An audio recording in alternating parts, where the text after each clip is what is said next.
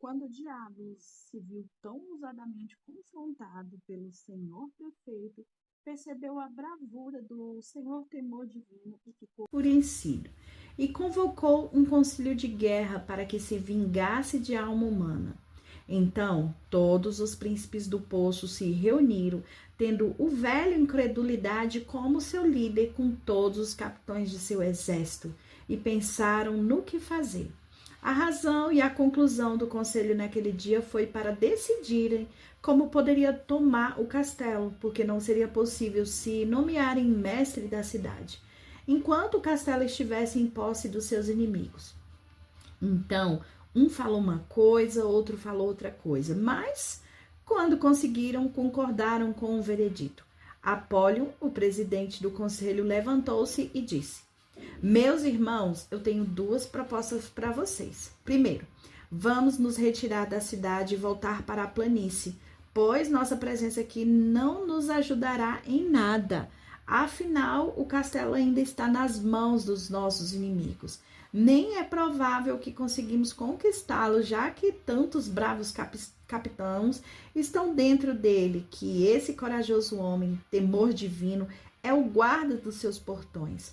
Então, quando ouvemos retornarmos para a planície, eles, por vontade própria, se alegrarão com tal oportunidade e talvez comecem a deixar o castelo. Sendo assim, poderíamos realizar um ataque ainda maior. Por isso, no entanto, nada acontece. Nossa retirada da cidade pode atrair os capitães até nós. E vocês sabem o quanto lhe custou quando lutamos no campo anteriormente. Além disso, se conseguimos atraí-los para o campo, podemos armar uma emboscada por trás da cidade. E quando eles seguirem em frente, nós correremos e tomaremos posse do castelo. Beelzebu, entretanto, levantou-se e respondeu: é possível atraí-los para fora do castelo? Pode ter certeza de que algum deles ficarão lá para guardá-los. Portanto, nossa investida terá sido em vão, a menos que tivesse certeza de que todos deixaram o castelo. E assim, ele concluiu que, independente do que fosse feito, deveria se realizar de outra maneira. E a melhor maneira era de conseguir pensar. Foi o que Apólio havia sugerido. Ou seja, fazer o cidadão pecar novamente.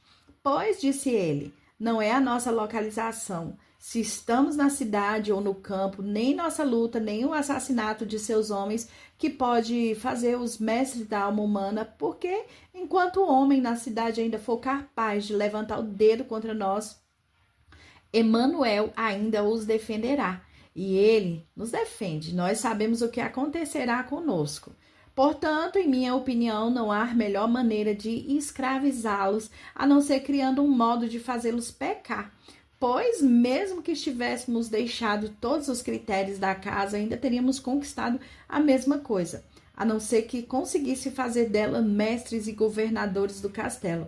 Afinal, céticos distantes não pensam nas acusações refutadas por argumentos. De fato, se conseguimos colocá-los dentro da fortaleza e torná-los dono, a vitória será nossa. Vamos, então, nos retire para a planície, sem esperar que os capitães da alma humana nos sigam. Mas antes, repito, vamos conversar com os fiéis diabolianos, que os seus amigos abriguem a alma humana e que eles coloquem a mão na massa para nos entregar a cidade, pois eles que farão isso, jamais perseguiremos. Com essas palavras, Beelzebu, pois, acreditando que ele deu o conselho, toda a assembleia foi obrigada a concordar com o fato de que a maneira de tomar o castelo seria fazendo a cidade pecar. Então, começaram a planejar de que forma realizariam isso. Desse modo, Lúcifer levantou e disse: o conselho de Beelzebu é pertinente. Agora, a maneira de realizar isso, em minha opinião, é essa. Vamos retirar as nossas forças da cidade da alma humana e não nos assustemos, pois seja com mais convocações, ameaça com som de tambor ou qualquer outra forma de despertá-los. Vamos apenas esperar no campo a certa distância e ficarmos nós como se importasse com ele, pois as ameaças apenas o despertam mais e fazem com que fique mais preparado. Eu tenho também outra estratégia em mente. Vocês sabem que a Alma Humana é uma cidade comercial, é uma cidade que deleita no comércio. E se algum de nossos diabolianos se disfarçar de estrangeiro e entrar em Alma Humana levando alguns dos nossos produtos para vender, não importa o preço que eles coloquem em suas mercadorias, ainda que sejam pela metade do que valem, permitam, no entanto, que os venderem e comprarem suas mercadorias sejam graciosos e fiéis a nós, e eu penhorarei a minha coroa para realizar isso. Eu já pensei em 2 homens que, na minha opinião, são astutos para esse trabalho. Seu nome é Senhor Troca Muito por Pouco, o Senhor Ganho Menos do que Dou, e o de nome mais longo, que é em nada inferior aos outros, e também enviamos eles o Senhor Doce Mundo e o Senhor Bom Presente, hein? Afinal, são homens civilizados e astutos, mas também nossos verdadeiros amigos e colaboradores. Permita que eles muito mais se envolvam nesses negócios por nós. Permita que a alma humana seja levada por tais negociações e enriqueça, e esse será o caminho para conquistá-lo. Vocês não se lembram de que foi assim que prevalecemos sobre Laodiceia e de quantos homens prendemos nessa armadilha? Assim, quando eles começaram a enriquecer, vão esquecer sua miséria. E se eles não assustamos, talvez adormeça e negligencie a vigilância da cidade, do castelo e também dos portões. Vamos então cobrir a alma humana com abundância, para que sejam forçados a usar o seu castelo como armazém, em vez de um abrigo fortificado contra nós e um refúgio para os homens de guerra. Além disso, se nossa mercadoria e bens estiverem lá, considero que o castelo deverá ser metade nosso. E se enchemos o castelo com todos os tipos de mercadoria, então realizamos um ataque repetido contra eles. Será difícil para o capitão se abrigar ali. Vocês não conhecem aquele ditado? A aparência dos ricos sufocou a palavra. Também, quando o coração está sobrecarregado com a libertinagem, embriaguez e os cuidados da vida, todo o prejuízo vem inesperadamente. Além disso, meus senhores, continuou ele, vocês sabem muito bem que não é fácil para um povo ser preenchido com as nossas coisas. E não tem alguns dos nossos diabolianos como servos das suas casas trabalhando. Onde está a alma humana, que é repleta deste mundo, e não tem como seus servos lacaios o senhor esbanjador ou o senhor prodigalidade? Ou alguns da gangue diabolianos, como o senhor exuberante, o senhor pragmático, o senhor ostentação ou algo similar? Todos esses podem tomar o castelo de alma humana ou explodi-lo ou deixar inutilizado como morada de Emanuel. E qualquer um dessas opções serve. Sim, eles pelo menos podem fazer isso por nós mais rapidamente do que um exército de 20.000 homens. Portanto, para encher e encerrar da mesma forma que comecei, o meu conselho é que nos retiramos silenciosamente, sem oferecer resistência, sem invertida contra o castelo, pelo menos dessa vez. Iniciemos esse novo plano e vemos que não faremos com que destrua a si mesmo. Esse conselho, muito aplaudido por todos, ele foi considerado uma obra-prima do inferno. Sufocar a alma humana com riqueza deste mundo e fartar o seu coração com benefícios. Mas veja como tudo se encaixa. No entanto, no momento em que essa reunião de diabos terminou, o capitão Crédito recebeu a carta de Emanuel com o seguinte conteúdo: que o nosso terceiro dia ele se encontrasse no campo das planícies ao redor de alma humana. Encontre-se no campo, disse o capitão. O que o meu senhor deseja com isso? Não sei o que quer dizer com o encontre no campo. Então, com um bilhete nas mãos, ele foi até o senhor secretário para perguntar sua opinião sobre o assunto. Era um homem de visão e todos os assuntos relacionados ao rei e também para o conforto da cidade da alma humana. Desse modo, mostrou-lhe o bilhete. Para mim, disse o capitão Crédito, eu não sei o que significa. Então, disse o secretário, esse bilhete, os diabolianos realizaram hoje um grande concílio de guerra contra a alma humana. Hoje eles estiveram planejando total destruição da cidade. E o resultado do concílio foi colocar a alma humana em um caminho que, se trilhado, com certeza a destruirá. E com esse objetivo, eles estão preparando sua saída da cidade, pretendendo voltar para o campo e lá permanecer até virem o seu projeto, que será bem sucedido ou não. Então, fique pronto com os homens do Senhor, pois o terceiro dia estaria na planície para atacar Diaboliano. Pois o príncipe estará lá no campo por volta do nascer do sol, e estará diante deles, e vocês em sua retaguarda. Então, vocês dois, o exército será destruído. Quando o capitão Crédito ouviu isso, foi ao encontro do restante dos capitães para lhe contar sobre o bilhete que recebera do Emanuel, e disse que aquilo estava oculto, e o senhor secretário revelou a mim.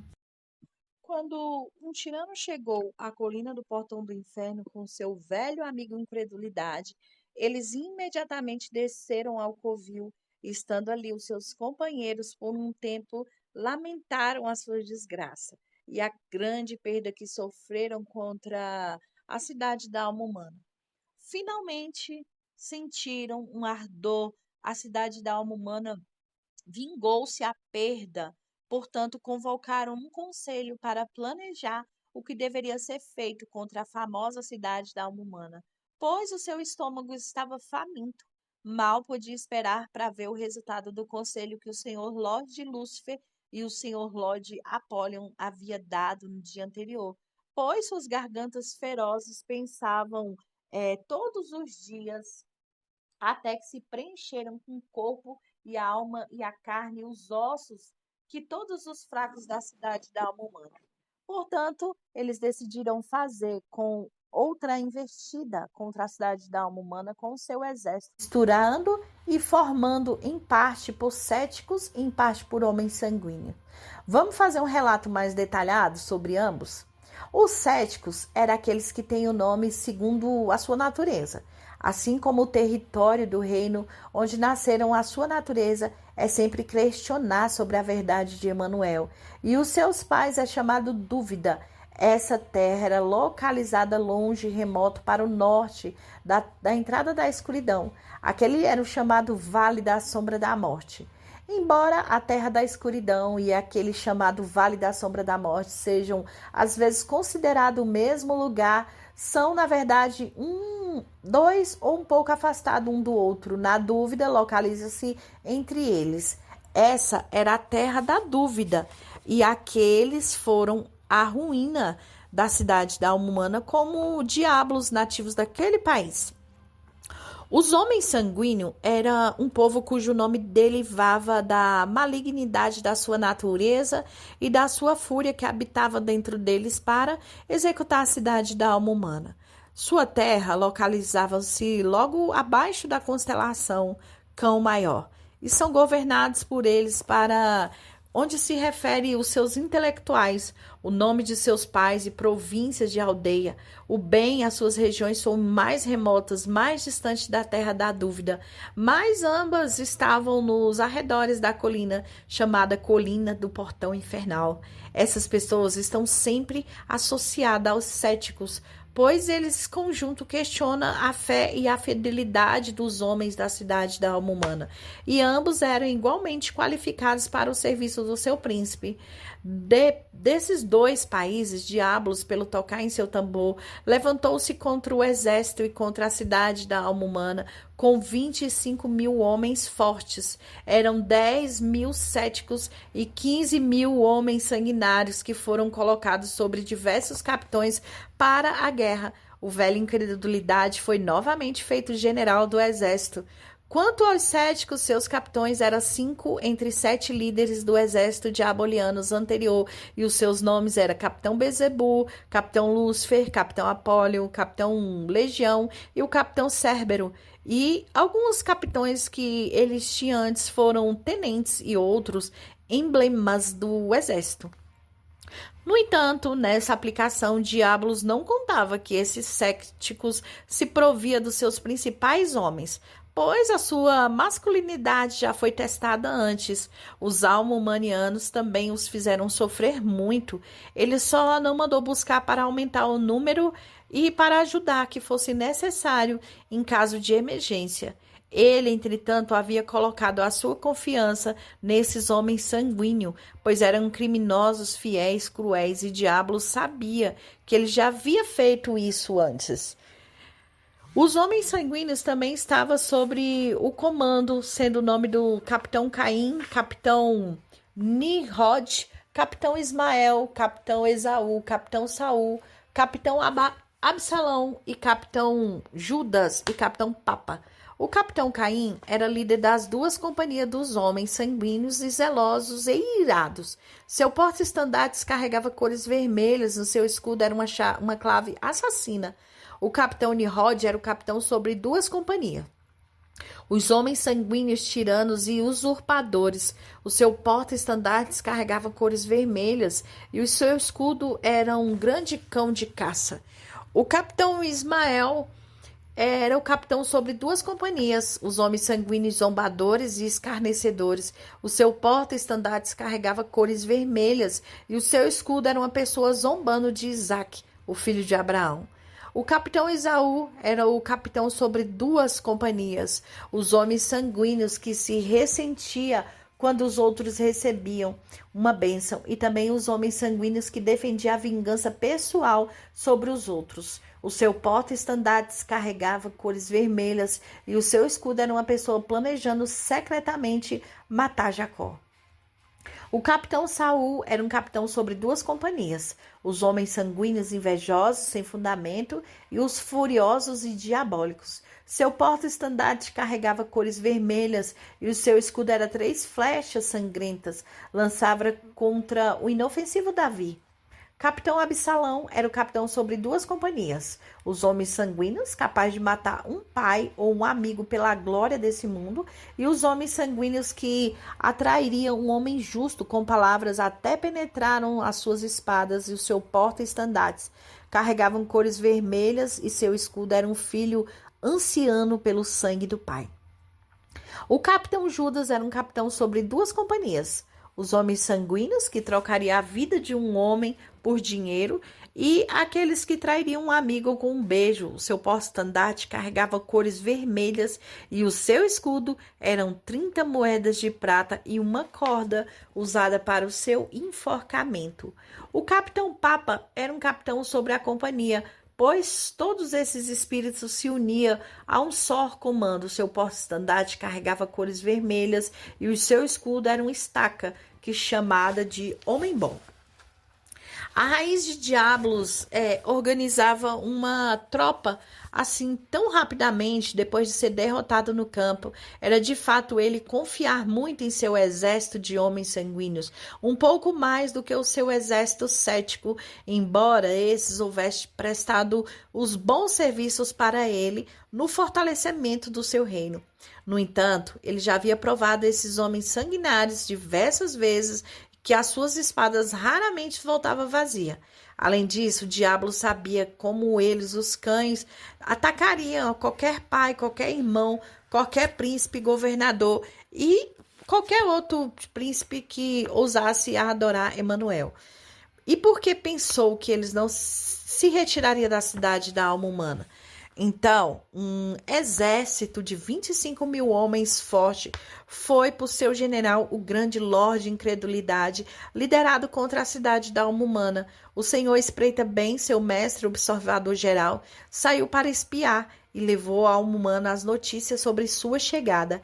Assim, eles fecharam os portões e assumiram uma postura de defesa contra esse novo diabolianos que levantavam contra a cidade.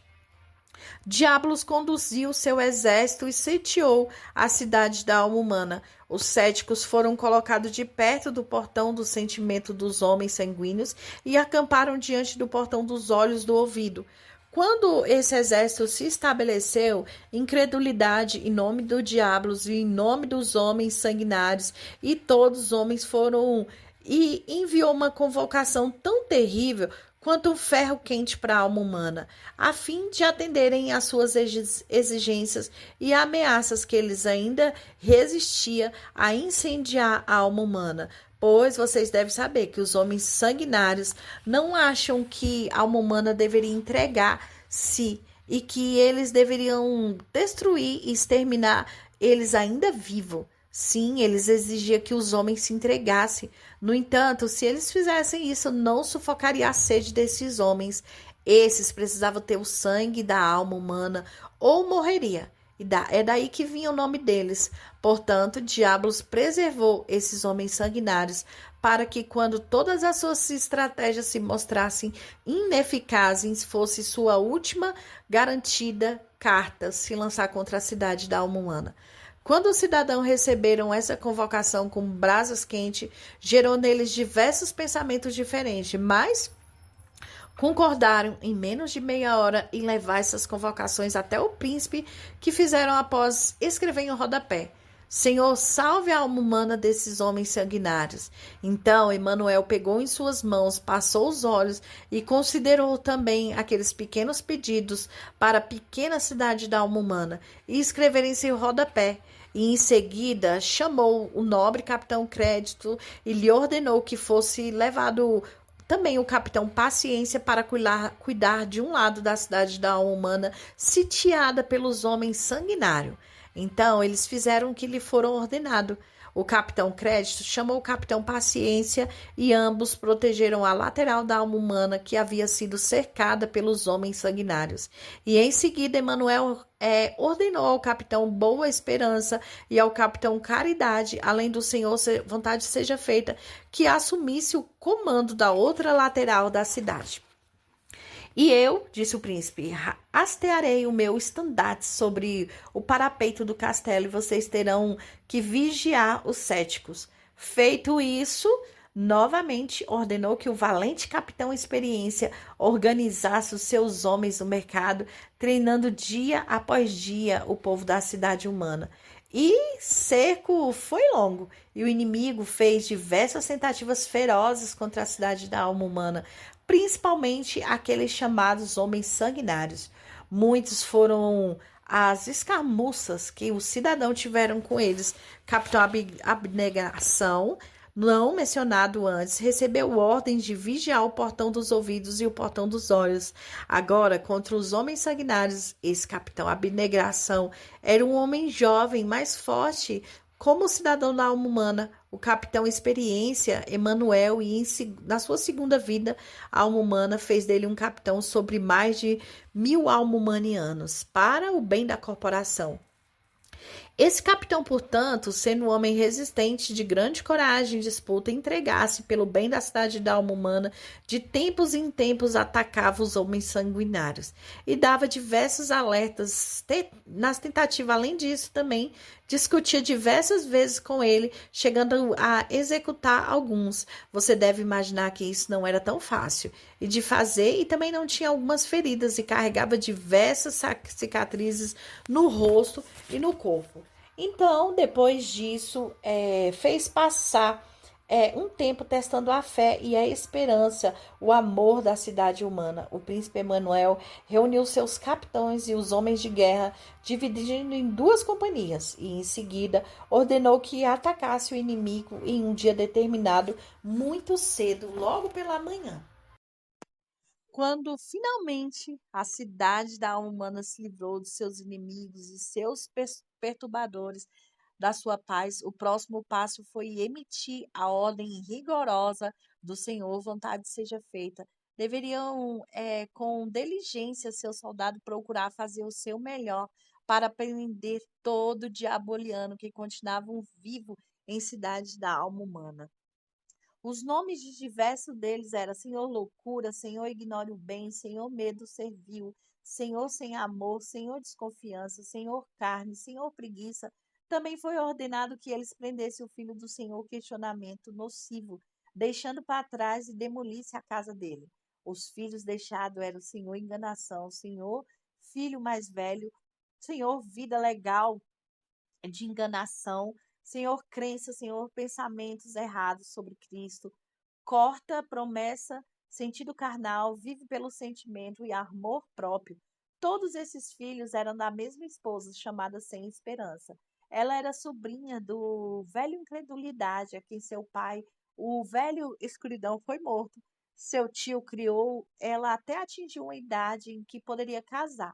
Quando foi entregue a este questionamento nocivo como esposa, ora, o Senhor, vontade seja feita, colocou essa comissão em prática com diligência. Seu soldado e eles prenderam a enganação nas ruas e o enforcaram no beco da vontade sobre sua própria casa.